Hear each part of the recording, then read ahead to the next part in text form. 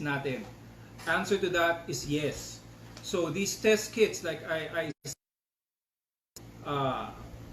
said, are very limited, especially here in the Philippines. Not just here in the Philippines, but around the world. Those who are making these test kits are trying their best to make to satisfy the demand, no? But the thing about this is, it is still such a new virus that the demand, or I'm sorry, the supply is not able to keep up with the demand. So I have to stress again, these test kits are for those who are already exhibiting symptoms. These test kits are for those who show moderate to critical symptoms even, para naman magamit ng husto itong mga test kits.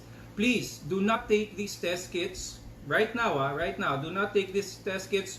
A lot of people, I understand, there's this notion that they want the peace of mind. I want the peace of mind na wala ako nitong virus. You are warranted. It is normal to feel that way, but as of now, these test kits are reserved first for those with very overt symptoms. Kumbaga, yung mga simptomas na kitang-kita na. Okay. Ang next question. Why are the elderly at greater risk? Excellent question.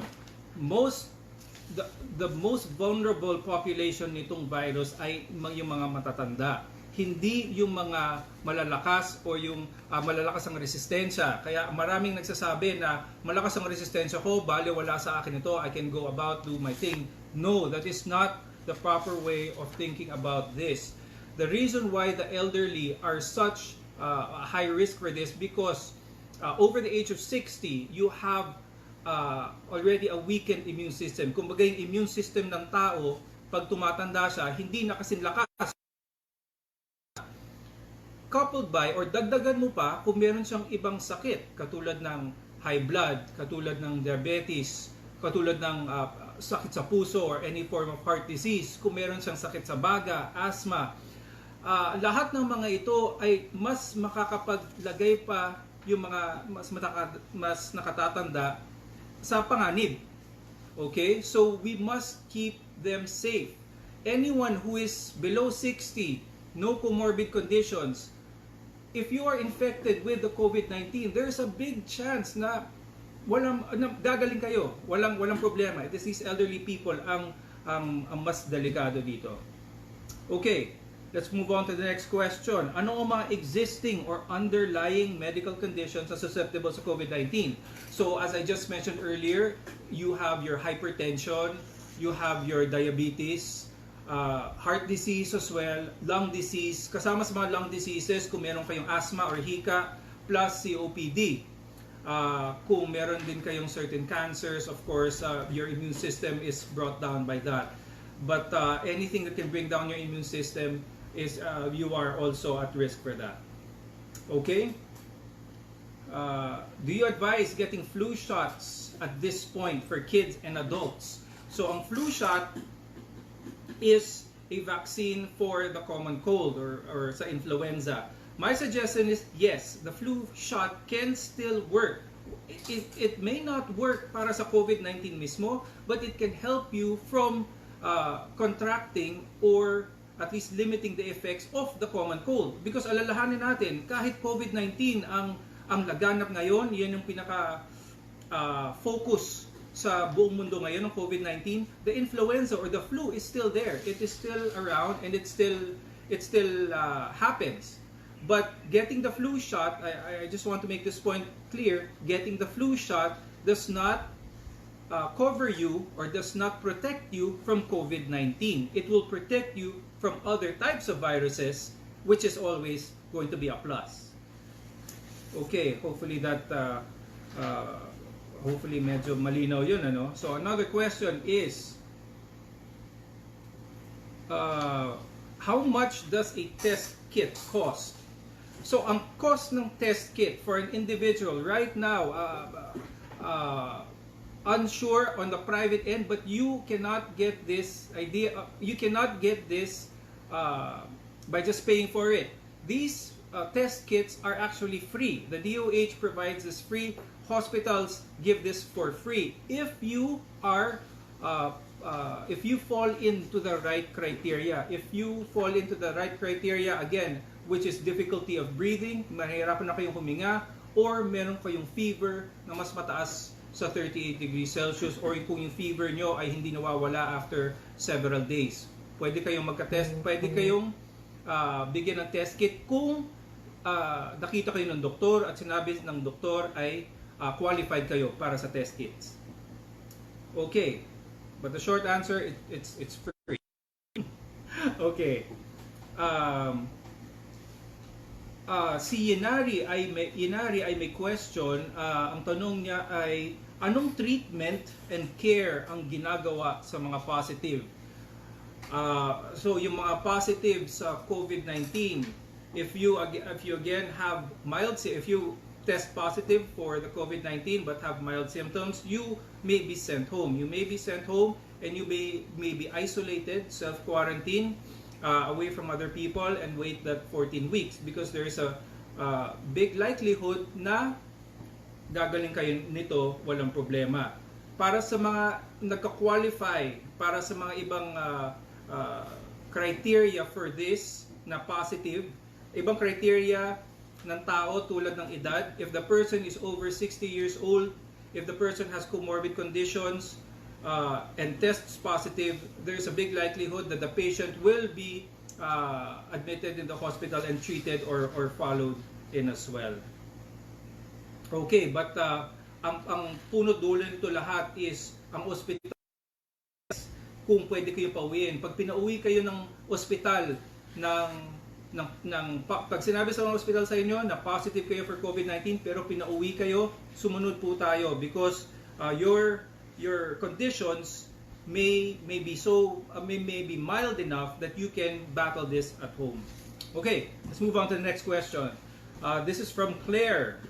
Thank you very much, Claire, for your question. She is asking, are babies more vulnerable? So, babies, okay, babies in general are vulnerable to a lot of diseases, not just COVID-19, but the flu as well.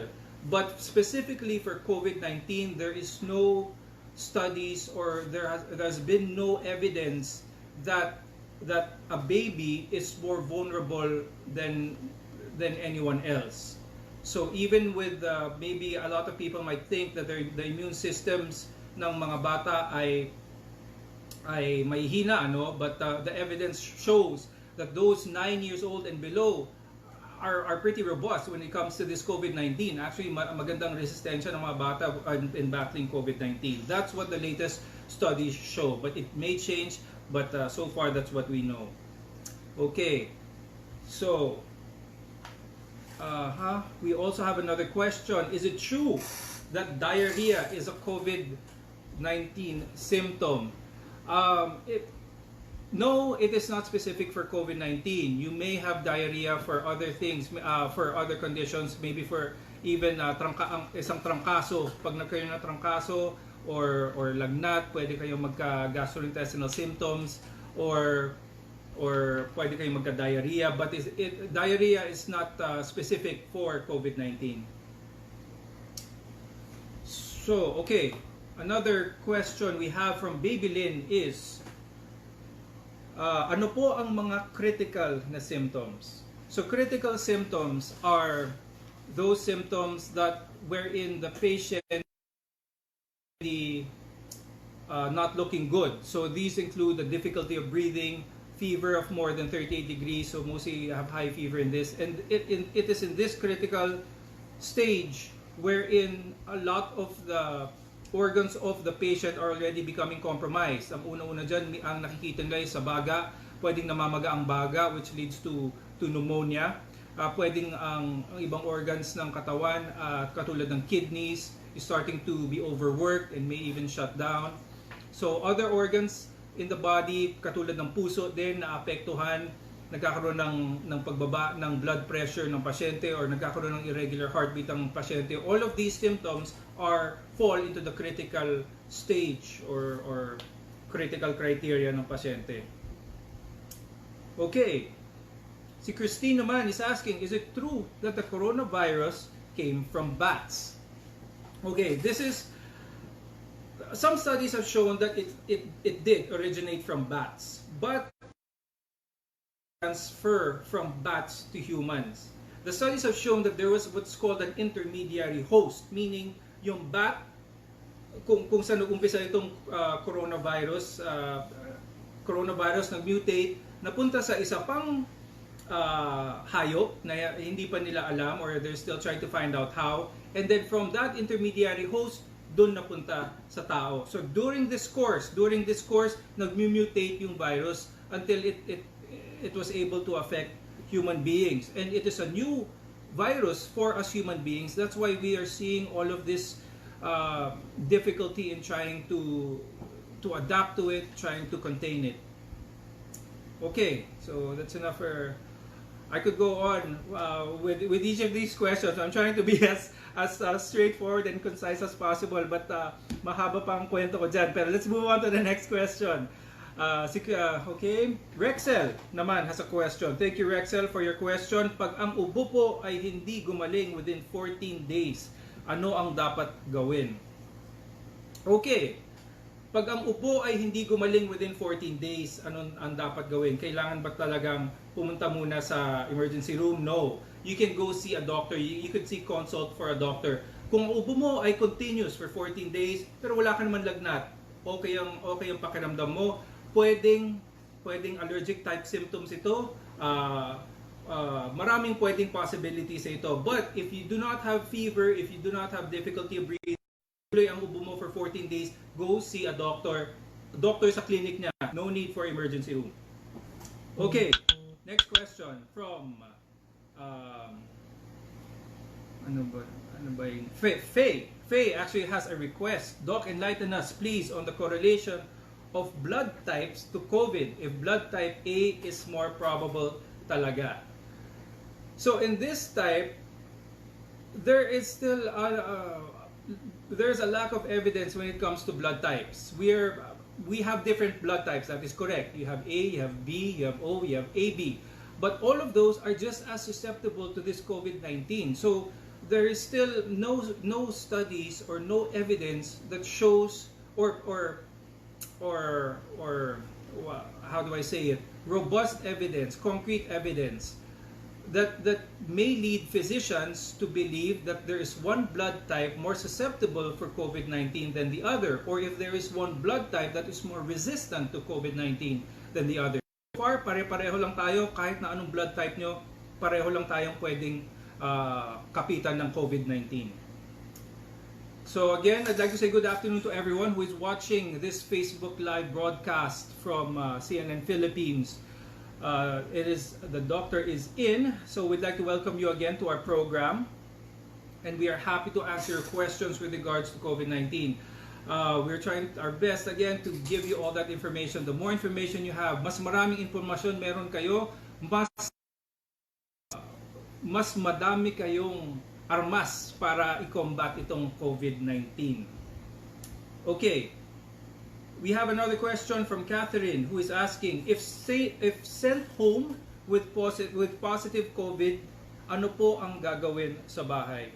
So kapag pumunta kayo sa doktor, binigyan kayo ng test at nag-positive po kayo at pinauwi kayo, most likely kaya kayo pinauwi dahil ang simptomas nyo ay mild symptoms, cough, sore throat, headache, fever.